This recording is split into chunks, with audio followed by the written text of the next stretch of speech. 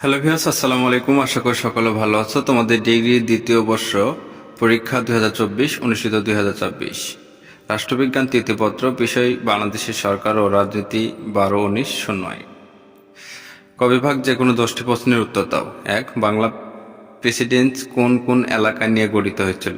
বাংলা, বিহার, উড়িষ্যা ও মধ্যপ্রদেশ ও আসামের কিছু অংশ নিয়ে বাংলার প্রেসিডেন্ট গঠিত হয়েছিল।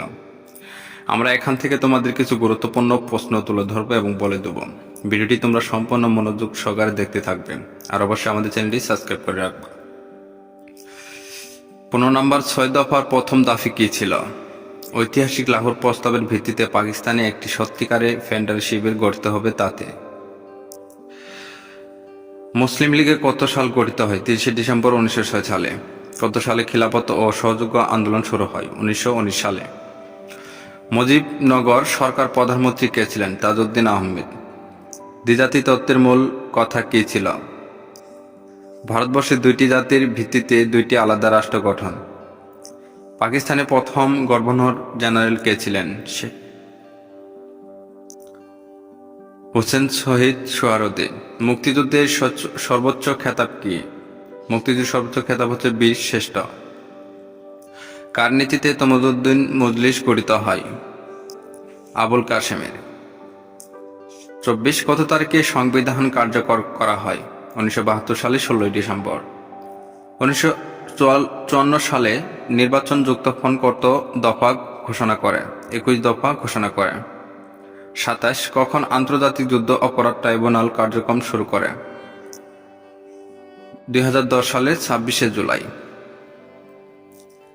28 বাক্যশালের পূর্ণরূপ কি? বাংলাদেশ কৃষক শ্রমিক আওয়ামী লীগ। 35 পূর্ব বাংলার প্রথম গভর্নর কে ছিলেন? Sir Frederick Charles Mars Bond. Jukta Front কত সালে গঠিত হয়? 4 ডিসেম্বর 1953 সালে। 69 গণ অভ্যুত্থানে কারা নিহত হন? আসাদ, ডক্টর শামসুজ্জোহা, মতিউর রহমান নিহত হন। জাতীয়তাবাদের জনক কে? জাতীয়তাবাদের জনক নিকাউলি ও মেকাইভেলি। জাতীয়তার 3টি উপাদানের নাম লেখ।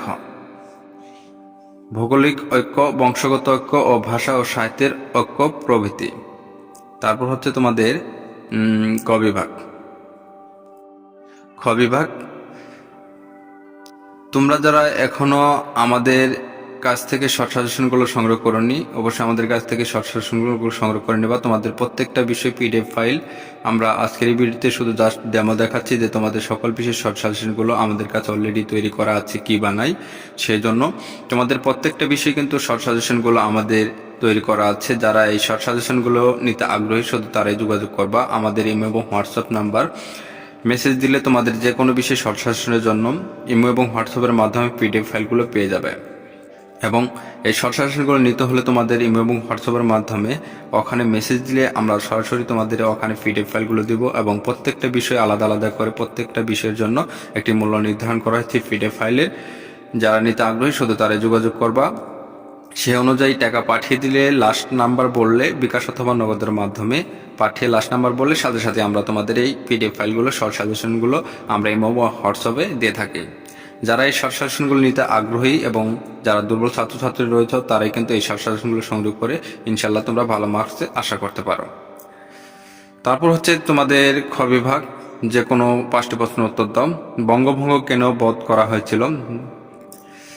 মুজিবনগর সরকার সম্পর্কে সংক্ষেপে লেখ। অপারেশন সার্চলাইট কি? ভাষা আন্দোলনের কারণগুলো লেখ। 1969 সালে গণ অভ্যুত্থানের কারণ বর্ণনা করো। মৌলিক গণতন্ত্র কি? 1965 সালে ও পাকিস্তানের সংবিধান মূল বৈশিষ্ট্যগুলো লেখ। 1970 সালে সাধারণ নির্বাচনের তাৎপর্য ও আলোচনা করো। গ বিভাগ, 1906 সালে সর্বভারতীয় মুসলিম লীগের গঠন পটভূমি আলোচনা করো। 1940 সালে লাহোর প্রস্তাবের গুরুত্ব ও ফলাফল আলোচনা করা। 1952 সালে ভাষা আন্দোলন ও পটভূমি গুরুত্ব আলোচনা করা। বাংলাদেশে মুক্তিযুদ্ধের ভারতের অবদান তুলে ধরা।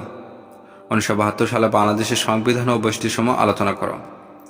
জেনারেল এরশাদের পতনের কারণসমূহ আলোচনা করা। বাংলাদেশে মুক্তিযুদ্ধের ভারতের অবদান তুলে ধরা। বাংলাদেশের সংবিধান ও উল্লেখযোগ্য সংসদীয় সমূহ আলোচনা করা। ভিডিওটি আজকে পর্যন্ত এখানে শেষ করছি। সবাই ভালো থাকুন, সুস্থ থাকুন। আর যাদের অলরেডি শর্ট সাজেশন নিয়েছে তাদেরকে অসংখ্য ধন্যবাদ।